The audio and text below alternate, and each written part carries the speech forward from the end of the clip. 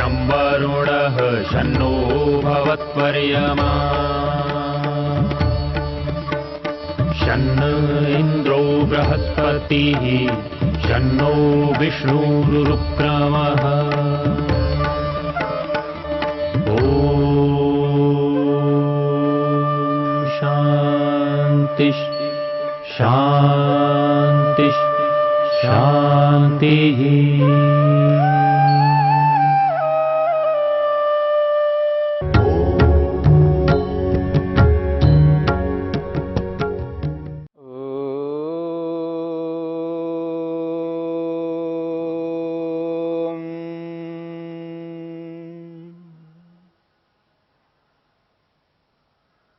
साधन पाद के 21वें सूत्र को लेकर के हमने विचार किया। तदर्थ एव दृश्यस्य आत्मा। दृश्य का स्वरूप आत्मा के लिए, जीवात्मा के लिए, पुरुष के लिए है। संपूर्ण ब्रह्मांड जीवात्मा को ध्यान में रख करके हम सब आत्माओं को ध्यान में रखते हुए परमपिता परमात्मा ने उत्पन्न किया। और विशेषकर जो पुरुष शरीर में रहने वाला आत्मा है उसको ध्यान में रख करके उत्पन्न किया, क्योंकि कर्म करने के लिए पुरुष है। मनुष्य योनि एक ऐसी योनि है जिसमें रहता हुआ आत्मा नया कर्म करता है, नूतन कर्म करता है। और बाकी योनियों में जो रहने वाले आत्माएं हैं, बाकी योनियों में रहने वाली जो आत्माएं हैं वो सब भोग योनि कहलाती हैं। उनको केवल भोग प्राप्त करना है। उन योनियों में रहने वाली आत्माएं नवीन नूतन कर्म नहीं कर सकते। वो सभी योनियां भोग योनियां कहलाती हैं। इसलिए यदि कर्म योनि कोई है तो वो मनुष्य शरीर है। मनुष्य शरीर में ही आत्मा कर्म करता हुआ, नवीन नूतन कर्मों को करता हुआ अपने प्रयोजन को पूर्ण कर सकता है। और ये जो दृश्य का स्वरूप है ये पुरुष के लिए, मनुष्य के लिए है, विशेष रूप से मनुष्य के लिए ही है। महर्षि वेदव्यास कहते हैं तत्स्वरूपम तु पररूपेण प्रतिलब्धात्मकम भोग अपवर्गार्थतायाम कृतायाम पुरुषेण न दृश्यते। तत्स्वरूपम उस दृश्य का जो स्वरूप है, जिस रूप में दृश्य ब्रह्मांड है, पररूपेण आत्मा के लिए है, जीवात्मा के लिए, मनुष्य के लिए है। और मनुष्य क्या करेगा? भोग अपवर्गार्थतायाम कृतायाम, भोग और अपवर्ग को पूर्ण करने के लिए इस संसार में आता है और भोग और अपवर्ग को पूर्ण कर लेता है। भोग अपवर्गार्थतायाम कृतायाम, भोग और अपवर्ग को पूर्ण कर लेने पर पुरुषेण न दृश्यते, उस भोग अपवर्ग को, भोग और मोक्ष को जिसने पूरा किया है उसके लिए ये दृश्य न दृश्यते, नहीं होता है। जिसने इस संसार में आकर के भोग रूपी प्रयोजन को पूर्ण कर लिया है, जो भोगना था सो भोग लिया है, जो मोक्ष अपवर्ग को पाना था सो पा लिया है। प्राप्तम प्रापणीयम, जो पाना था इस संसार में आकर के उसने पा लिया है, प्राप्त कर लिया है। जो जो भोगना था, जिस जिस भोग को प्राप्त करना था उस भोग को उसने प्राप्त कर लिया।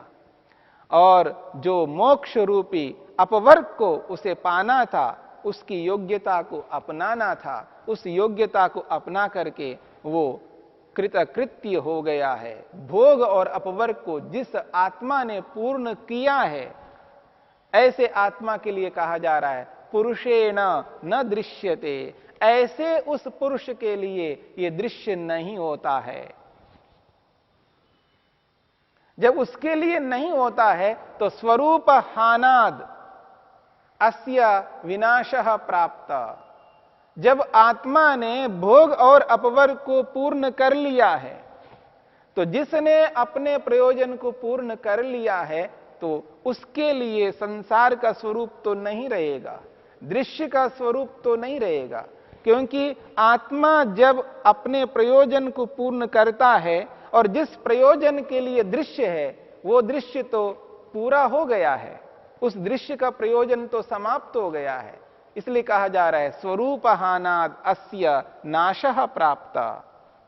दृश्य का जो स्वरूप है वो समाप्त हो जाता है प्रयोजन के पूरा होने के कारण से। नाशः प्राप्त, उसका विनाश प्राप्त होता है। जब प्रयोजन ही नहीं रहा तो दृश्य दृश्य के रूप में क्यों रहे। नाशः प्राप्त, नाश प्राप्त होता है। न तो विनश्यति, परंतु ये दृश्य नष्ट तो होता नहीं है। जिसने अपने प्रयोजन को पूरा कर लिया है उसके लिए जो दृश्य नहीं होना चाहिए, उसके लिए दृश्य का विनाश होना चाहिए, क्योंकि प्रयोजन तो पूरा हो गया है। न तो विनश्यति, परंतु दृश्य विनाश को प्राप्त नहीं होता। कस्मात, क्यों नहीं होता? ये प्रश्न के रूप में महर्षि वेदव्यास ने स्पष्ट किया है। दृश्य भोग और अपवर्ग को पूर्ण करने के लिए होता है। सिद्धांत को समझने का प्रयत्न करना। दृश्य किस लिए है, यह संसार किसके लिए है? यदि किसी ने प्रश्न किया है यह संसार जो है, संसार किसके लिए है? दृश्य के स्वरूप को बताते हुए 18वें सूत्र में यही तो बताया है, भोग अपवर्गार्थम, भोगापवर्गार्थम दृश्यम। भोग और अपवर्ग के लिए दृश्य होता है, और जिसने भोग और अपवर्ग को पूर्ण कर लिया है तो उसके लिए तो दृश्य नहीं है। भोग अपवर्गार्थम दृश्यम। तो यहां पर यही बात कही जा रही है, जिस पुरुष ने भोग और अपवर्ग रूपी प्रयोजन को पूर्ण कर लिया है उसके लिए तो दृश्य होगा ही नहीं, दृश्य को होना ही नहीं चाहिए। प्रयोजन पूर्ण हो गया है तो दृश्य को दृश्य के रूप में नहीं रहना चाहिए। स्वरूप हानाद अस्य नाशः प्राप्त। जब उसके लिए नहीं है तो स्वरूप का नाश होने से विनाश को प्राप्त होना चाहिए।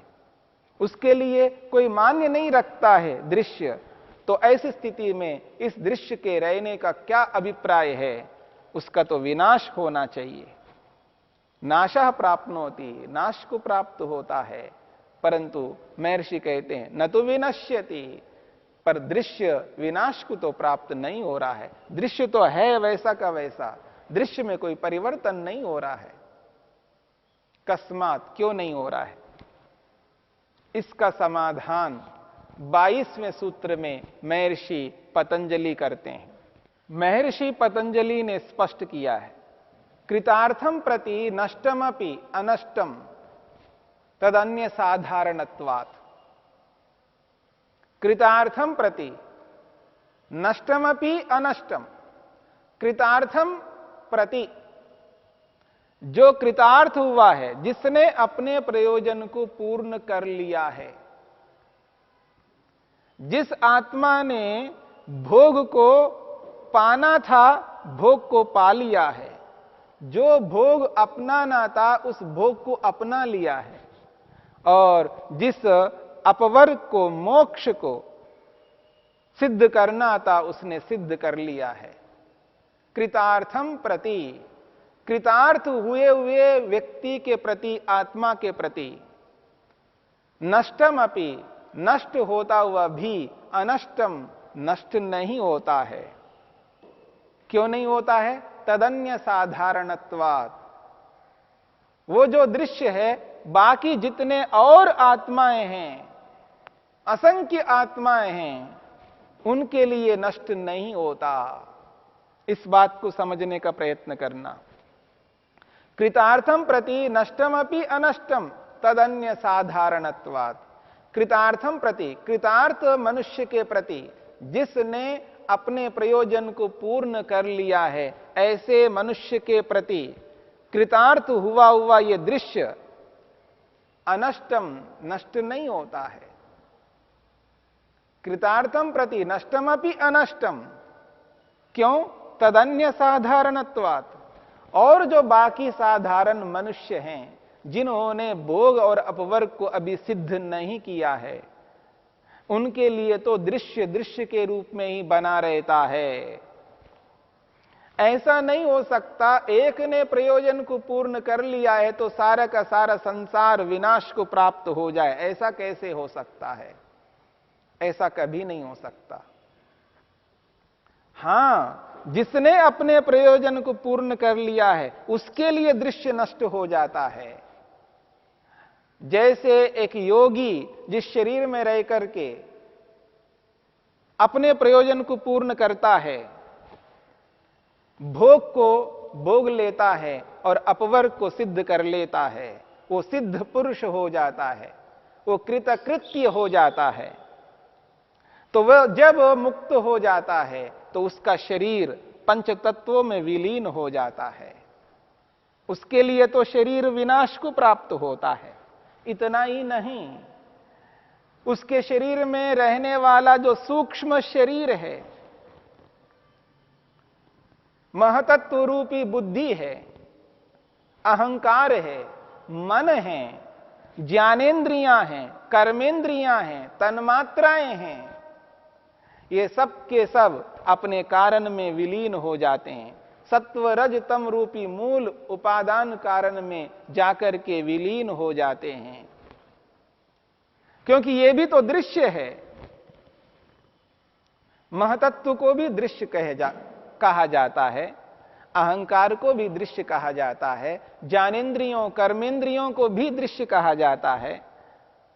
उसके लिए जो दृश्य है वो दृश्य समाप्त हो जाता है, वो अपने कारण में विलीन हो जाता है। वो वैसा का वैसा बना हुआ नहीं रह सकता, क्योंकि उसने अपने प्रयोजन को पूर्ण कर लिया है। जब उसका प्रयोजन ही पूरा हो गया हो तो वो दृश्य दृश्य के रूप में नहीं रह सकता। उसके लिए तो विनाश हो जाता है, विनष्ट हो जाता है। कृतार्थम प्रति नष्टम अपि। कृत जो कृत है उसने अपने प्रयोजन को पूरा कर लिया है।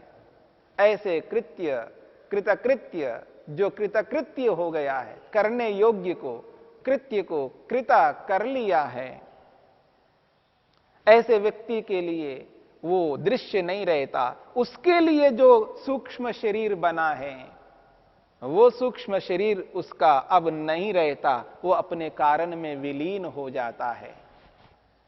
इसका ये अभिप्राय नहीं है जो और लोग हैं, अन्य साधारणत्वात्, अन्य जितने भी और मनुष्य हैं और आत्माएं हैं, जिन्होंने अभी तक अपने प्रयोजन को पूर्ण नहीं किया है, उसके लिए दृश्य दृश्य के रूप में रहता है।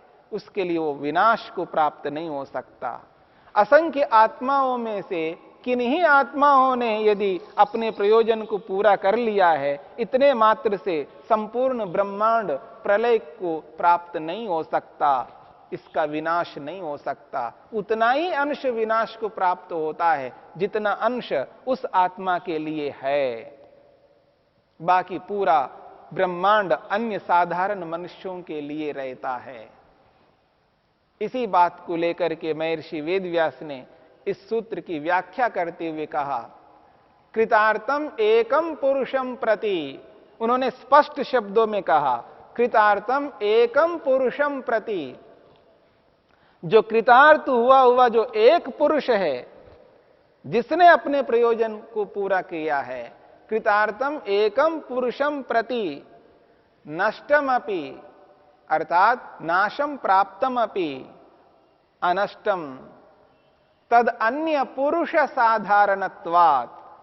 महर्षि वेदव्यास कहते हैं जो कृतार्थ है वो एक पुरुष है, एक ने अपने प्रयोजन को पूरा किया है, उसके लिए विनाश को प्राप्त होता हुआ भी अनष्टम नाशम न प्राप्नोति, वो नाश को प्राप्त नहीं होता है। क्यों? तद अन्य पुरुष साधारणत्वात्। बाकी जो और पुरुष हैं और बाकी जो आत्माएं हैं, जो पुरुष शरीर में रहने वाले हैं, उन सब के लिए ये संसार संसार के रूप में बना रहता है, उनके लिए वो सदा उद्यत है, ताकि हम उसका भोग करते हुए अपवर्ग को प्राप्त कर सके। कुशलम पुरुषम प्रति, महर्षि ने और स्पष्ट शब्दों में और उसका व्याख्या और अच्छे ढंग से करते हुए कहते हैं, किस एक पुरुष के प्रति? कृतार्थम एकम पुरुषम प्रति, अपने प्रयोजन को पूरा किए हुए एक पुरुष के लिए। तो वो कैसा पुरुष है? तो कुशलम पुरुषम प्रति, कुशल पुरुष, जो कुशल हो गया है, जिसने अपने प्रयोजन को पूर्ण कर लिया है। कुशल उसको कहते हैं जिसने अपने भोग और अपवर्ग को सिद्ध कर लिया है, जो केवल हो चुका है, केवल शुद्ध चेतन स्वरूप को अपना लिया है, अर्थात अपने आप को पहचान लिया है, प्रकृति को, संसार को, इस दृश्य को समझ लिया है और परमपिता परमात्मा का बोध जिसने कर लिया है, ऐसा जो कुशल व्यक्ति है, कुशलम प्रति, जो कुशल व्यक्ति है उसके प्रति तो नष्टमपि, अकुशलान प्रति, जो अकुशल है, अभी जिन्होंने कुशलता को प्राप्त नहीं किया है, उन अकुशल मनुष्यों के लिए, उन प्रयोजन को पूर्ण न किए हुए मनुष्यों के लिए अनष्टम, उनके लिए नष्ट नहीं हुआ है। ये दृश्य उनके लिए बराबर बना रहता है, ताकि वो सारे के सारे मनुष्य अपने प्रयोजन को पूर्ण कर सके। हां, भोग और अपवर्ग रूपी प्रयोजन को केवल मनुष्य ही पूरा कर सकते हैं। मनुष्येतर योनियों में, मनुष्य से भिन्न योनियों में रहने वाले कोई भी प्राणी इस प्रयोजन को पूर्ण नहीं कर सकते। इसलिए मुख्य रूप से ये जो दृश्य है ये मनुष्यों के लिए है, मनुष्यों के प्रयोजन के लिए है। बाकी जितनी भी योनियों में रहने वाले प्राणी हैं, वो प्राणी प्रत्यक्ष या अप्रत्यक्ष रूप में मनुष्यों के प्रयोजन को पूर्ण करने के लिए लगे हुए हैं। ओम